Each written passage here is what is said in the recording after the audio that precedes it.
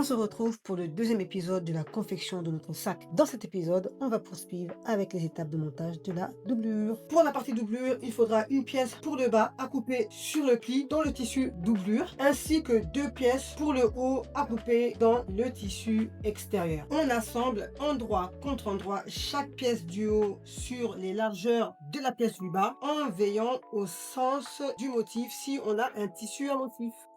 Une fois que c'est fait et après avoir repassé pour aplatir les coutures, on plie la pièce endroit contre endroit et on reproduit exactement ce qu'on a fait avec la pièce extérieure, c'est-à-dire qu'on va placer un repère à 10 cm du pli en bas, puis on va les piquer en partant du bord supérieur jusqu'au repère de chaque côté et on ira former la profondeur. Voilà qui est fait, mais surtout, on ne fait pas comme moi, on n'oublie pas de laisser une ouverture d'environ 13 cm dans l'un des côtés pour pouvoir retourner par la suite.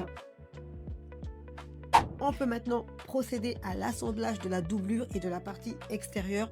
On insère donc la doublure dans la partie extérieure ou vice versa, endroit contre endroit, veillant à bien aligner les coutures de côté de chaque côté. On pique tout autour, mais on va laisser sur chaque face une ouverture d'environ 7 cm en partant du milieu. Puis on ira retourner sur l'endroit grâce à l'ouverture qu'on a laissée dans la doublure.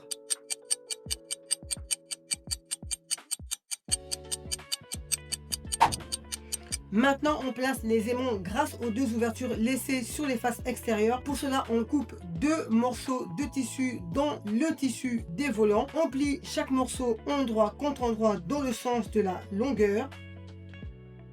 Puis, on va piquer les hauteurs. Puis, on retourne chaque pièce sur l'endroit et on insère les aimants à l'intérieur.